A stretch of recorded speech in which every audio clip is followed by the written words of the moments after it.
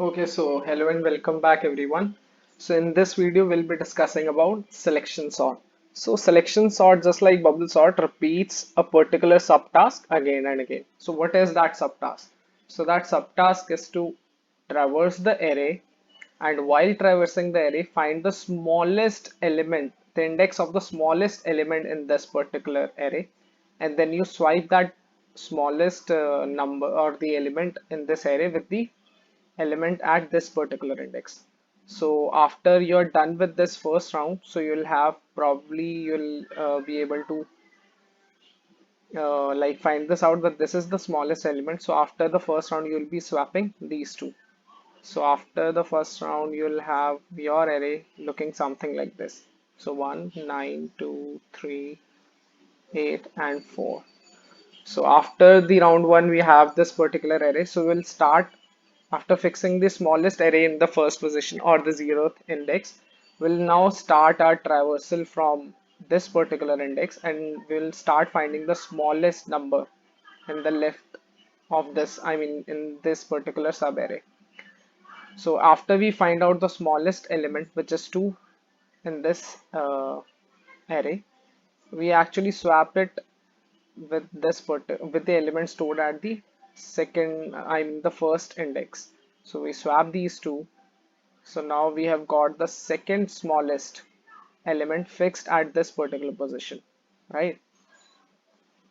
So now after the two rounds are over, we have got the smallest number and the second smallest number fixed at their positions. Now if we repeat this particular procedure for this index also, we'll be able to fix in the third smallest element at this particular index, right? So this is how we keep on going on, and we are able to sort the element at the.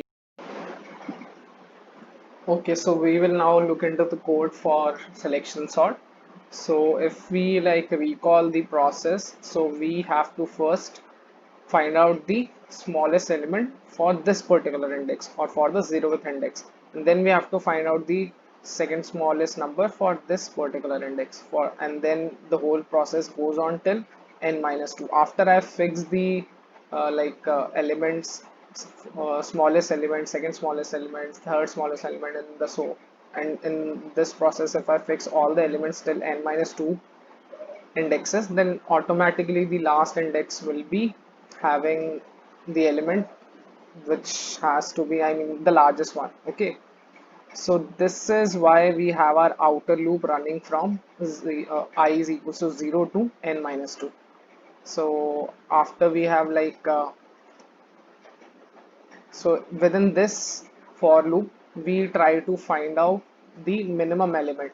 In this particular block, we are finding out the minimum element.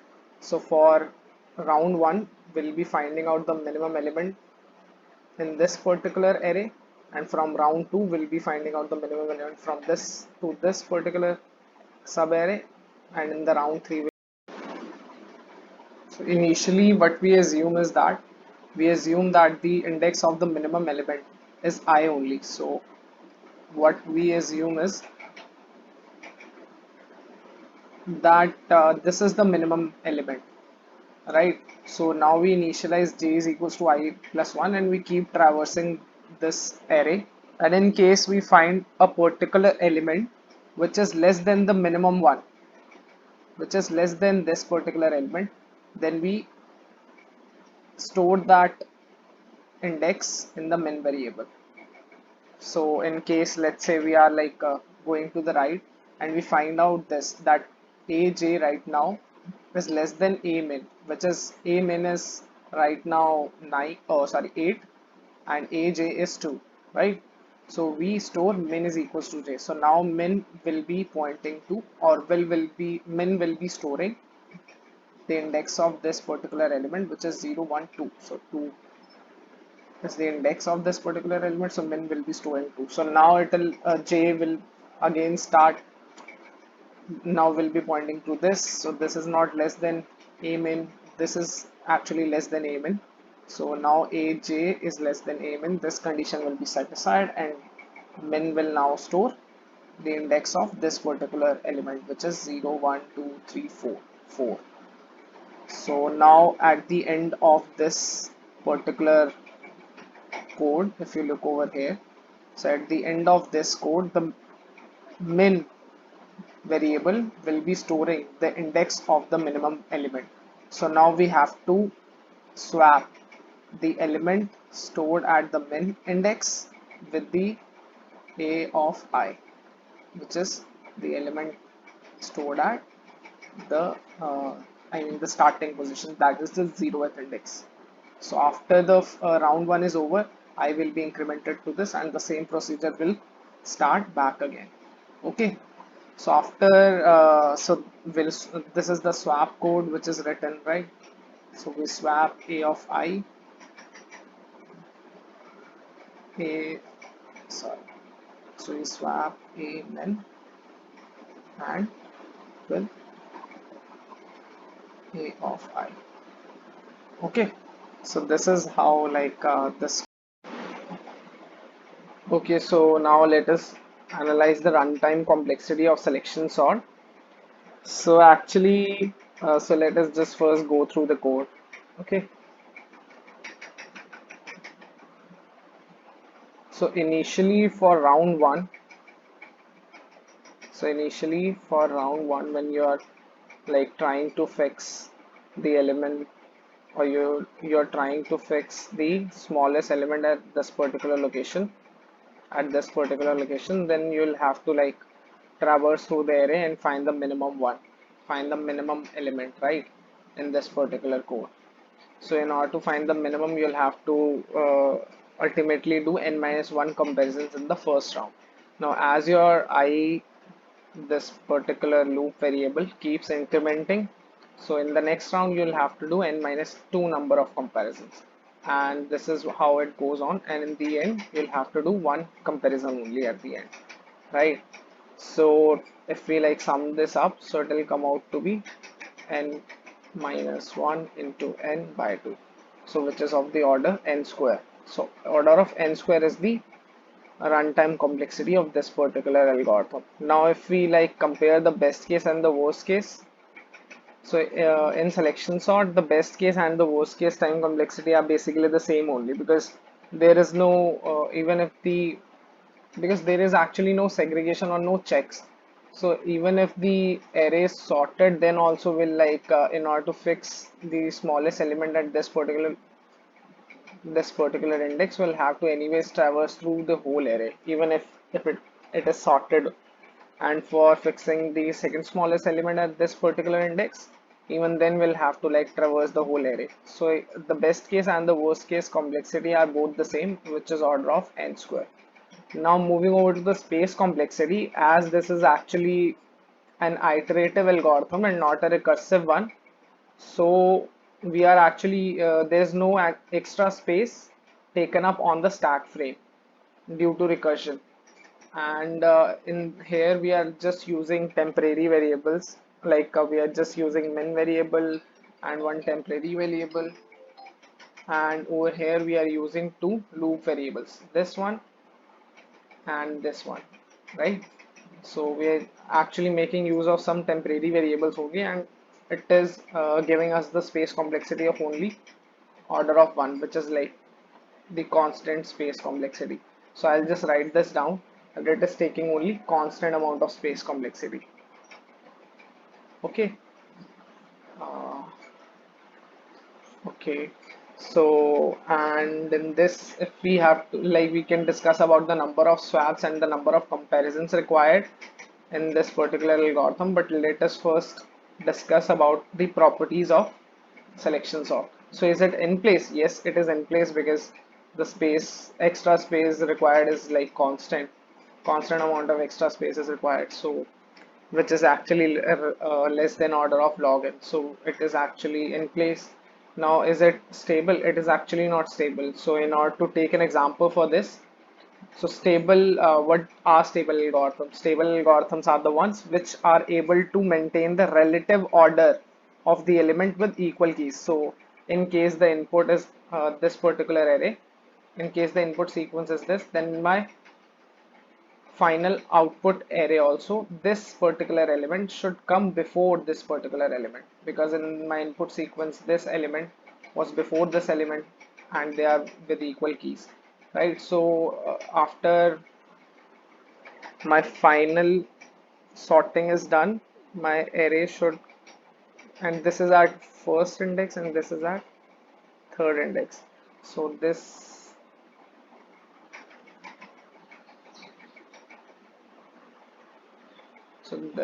particular element should come before this particular element, which was present at the third index, right? But the selection sort is actually not able to obey this rule. Why? Because let's say after we are done with the first round, then after we are done with the first round, we'll be able, because this is the minimum element and it is already the smallest element and it is already present at the 0th index. So in the first round there will be no changes, but after the first round is over and we are trying to fix the second smallest element at this particular index, then as we go on traversing the array, we'll find out that 2 is the smallest second smallest element, I mean the smallest element in this particular subarray. So now we have to swap this element, the second smallest element or the smallest element in this particular subarray, with the element present at one index. So when we do that actually, so here,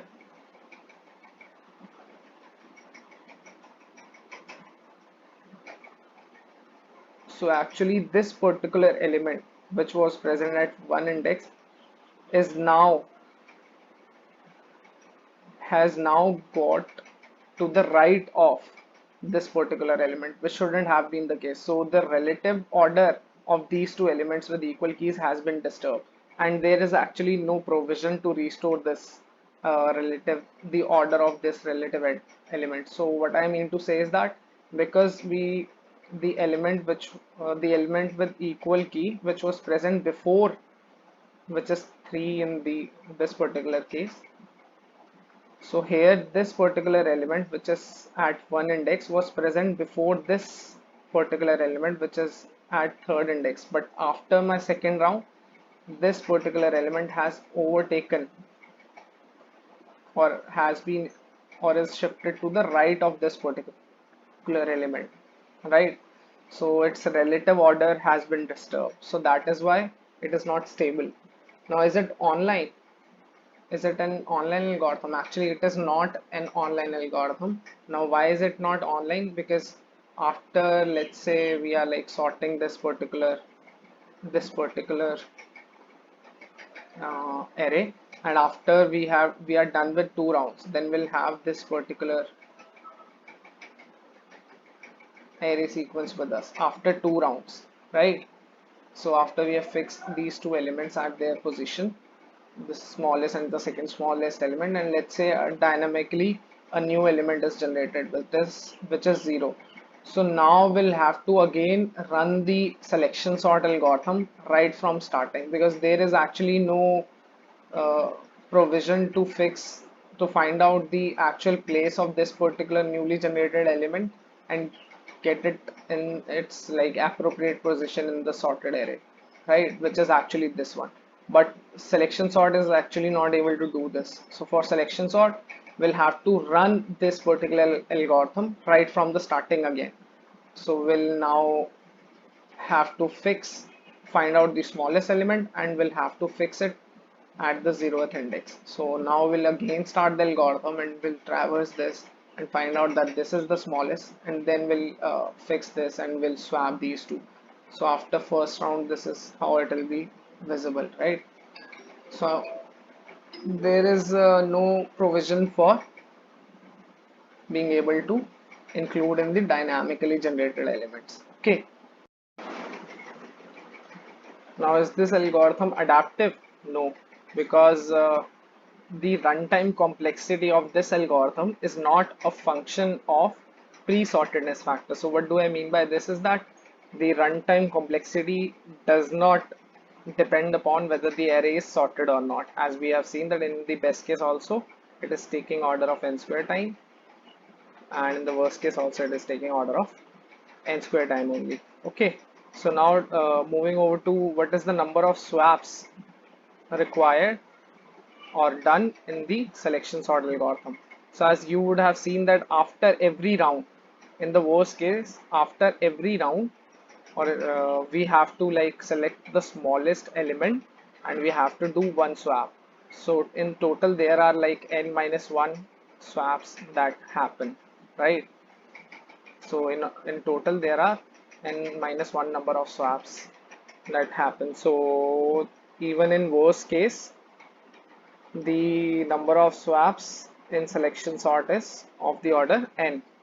So okay, so and if we have to look at the number of comparisons that we do in selection sort, so here the number of comparisons is order of n square, right? So this is the comparison that we are doing in selection sort. So this for the very first time or for the very first round we are doing n minus 1 comparisons, then n minus 2, and then we are doing n minus 3 and so on till 1. So if we like sum this up, it will come out to be order of n square number of comparisons that we do for the uh, this selection sort. Now this okay, so let me just move over to this particular part. Okay, so this property that selection sort only takes order of n number of swaps. So we have looked at the number of swaps required in bubble sort also, and we'll be looking at the number of swaps required in other comparison based sorting algorithms as well. So we'll be looking at merge sort, quick sort, insertion sort. In all the sorts, in all the comparison based sorts that are available with us, selection sort takes the least number of swaps.